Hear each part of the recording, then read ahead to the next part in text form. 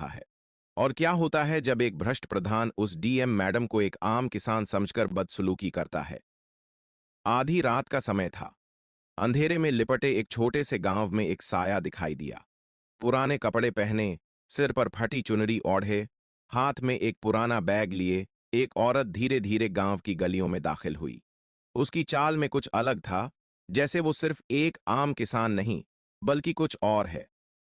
गांव के चौकीदार ने जब उसे देखा तो हैरान रह गया। इतनी रात को कोई अजनबी औरत गांव में? कौन है ये? कहां से आई है? लेकिन उस औरत के चेहरे पर एक अजीब सा आत्मविश्वास था, जैसे वो जानती हो कि यहां क्या होने वाला है। वो औरत कोई और नहीं, बल्कि जिले की डीएम मैडम थी। लेकिन आज वो अपनी कुर्सी और अपने रुतबे को छोड़कर एक साधारण किसान बनकर आई थी। क्यों? क्योंकि उसके कानों में लगातार शिकायतें आ रही थीं कि गांव रामपुर में बहुत अन्याय हो रहा है। लेकिन जब भी कोई कोई कोई कोई कोई खुद जाकर सच्चाई देखेगी। लेकिन उसे नहीं पता था कि इस रात उसके साथ क्या होने वाला है।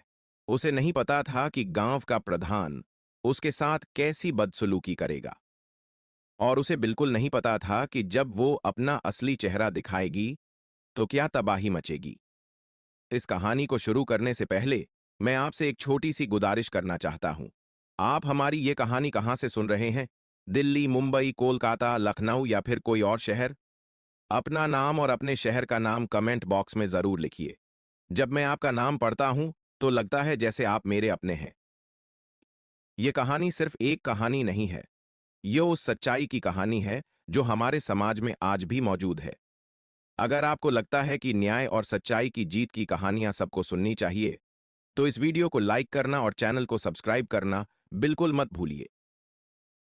आपसे वादा करता हूं कि आज आप जो कहानी सुनेंगे वो आपके दिल को छू जाएगी, आपके रोंगटे खड़े हो जाएंगे। और जब यह कहानी खत्म होगी तो आप कहेंगे कि हां, यही तो असली न्याय है। अब तैयार हो जाइए एक ऐसी कहानी सुनने के लिए जो आपकी सोच बदल देगी। एक ऐसी कहानी जो साबित करती है कि सच्चाई की जीत हमेशा होती है, चाहे कितना भी अंधेरा क्यों ना हो। तो चलिए अब शुरू करते हैं यह दिल दहला देने वाली कहानी। उत्तर प्रदेश के एक छोटे से जिले में बसा था गांव रामपुर। दूर से देखने में यह गांव किसी भी आम गांव की तरह लगता था। हरे भरे खेत, कच्चे घर और मेहनतकश लोग।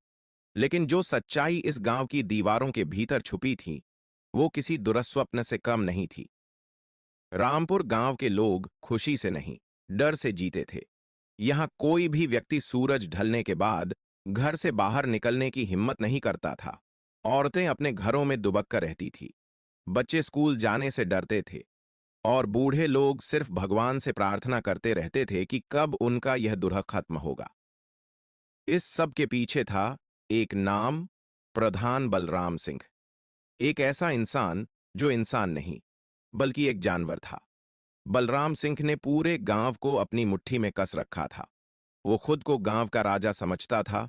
उसका एक इशारा और पूरा गांव कांप जाता था। बलराम की उम्र 61 साल थी, लेकिन उसके चेहरे पर क्रूरता की रेखाएं साफ दिखती थी। मोटा शरीर, छोटी आंखें और हमेशा गुस्से में रहने वाला चेहरा। वो जब भी गांव में निकलता तो लोग अपने घरों में छुप जाते थे। उसकी आवाज सुनाई देते ही बच्चे रोने लगते थे। प्रधान बनने के बाद बलराम ने गांव को अपनी निजी संपत्ति समझ लिया था। गांव में आने वाले हर रुपए पर उसका कब्जा था। सरकारी योजनाओं का पैसा, राशन, नल कनेक्शन, शौचालय निर्माण, हर चीज में उसका हिस्सा था। और जो कोई भी इसका विरोध करता, उसे बुरी तरह सबक सिखाया जाता था। आपकी सबसे दुखदाई कहानी थी विधवा कृष्णा देवी की। उसके पास 3 बीघा जमीन थी जो उसके पति ने छोड़ी थी। यही जमीन उसकी और उसके 2 छोटे बच्चों की जिंदगी का सहारा थी। लेकिन प्रधान बलराम की नजर उस जमीन पर पड़ गई थी। उसने कृष्णा देवी से कहा था कि जमीन उसे बेच दे, वरना परिणाम भुगतने को तैयार रही। तब कृष्णा देवी ने मना कर दिया तो बलराम ने उसके घर पर पत्थर फेंकवाए, उसके बच्चों को स्कूल जाने से रोक दिया, यहां तक कि उसे गांव की दुकान से राशन तक नहीं मिलता था। आखिरकार कृष्णा देवी को अपनी जमीन औने पौने दामों में बेचनी पड़ी। फिर था रमेश का किस्सा। रमेश एक मेहनती किसान था जो अपने खेत में दिन रात मेहनत करता था।